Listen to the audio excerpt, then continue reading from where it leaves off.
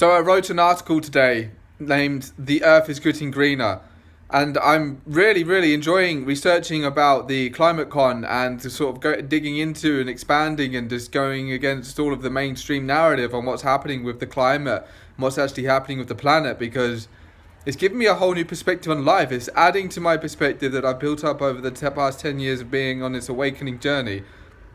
And it's adding some really nice tints to it, some really nice glows, some really nice additions to the perspective of, okay, maybe the world isn't ending and maybe actually more people here, it doesn't cause more harm to the planet. And when I think about how the planet might actually want humans here in some kind of way, when I think that it might be alive, and if that is possible, and I put my metaphysical hat on and think, oh yeah, is the planet alive?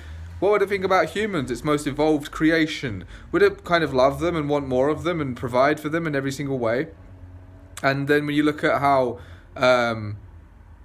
oil might actually be kind of renewable, and actually CO2 in the atmosphere doesn't really cause many problems. In fact, it might be a net positive in many ways, especially once we've got to the point where we are now, where we've sort of reached CO2 saturation, where it doesn't actually seem to make that much more of a difference on the actual temperature. This is what I've recently been coming to, and I just find it fascinating, especially when, there's such big lies put out there by the mainstream, and then you can dig into it and find out the truth. And then when you find out the truth, it leads you to perspectives of, wow, okay, maybe it's actually a really abundant, amazing time to be alive. It's not actually the end of the world and everything's going to shit. When you look at the fact that there's the coral reef in Australia this year has had record level growth. How does that fit into the climate change narrative, that everything's going the opposite way and everything's dying and blah blah?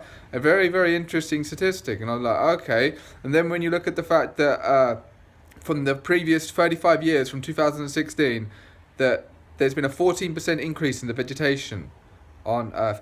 That's really interesting. That's like a huge increase in 35 years. And that isn't counting the past 6 years.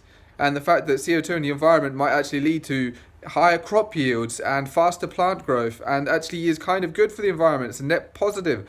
I find that really fascinating, and that fossil fuels might actually not be so bad.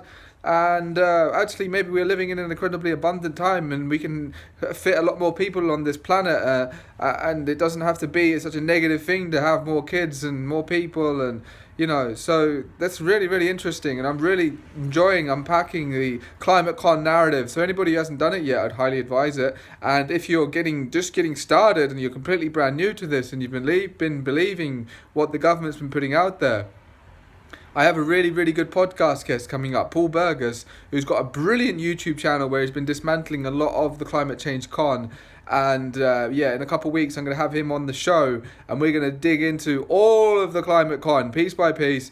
And we might not cover all of it, but we're going to dismantle a huge part of it. And things like about CO2, about things like wind turbine and stuff like that, and fossil fuels, and is it actually such a bad thing? Are the sea levels actually rising?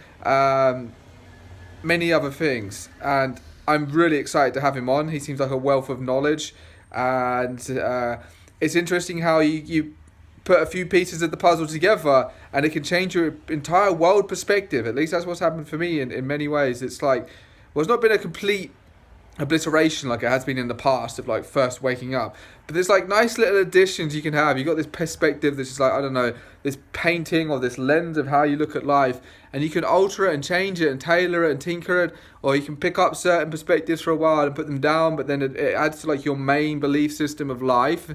And there are things that are very useful and beneficial, and I'm loving getting into the climate con. So if you haven't already, follow the climate con Facebook Instagram page, fuck Facebook, and join the Telegram group, which is just the climate con, and there's an interesting discussion happening there, and people are posting good memes, and that's actually where I found Paul Burgess, and that's how we got a podcast group. So that was a brilliant idea to create the Telegram group just for that alone, to learn more.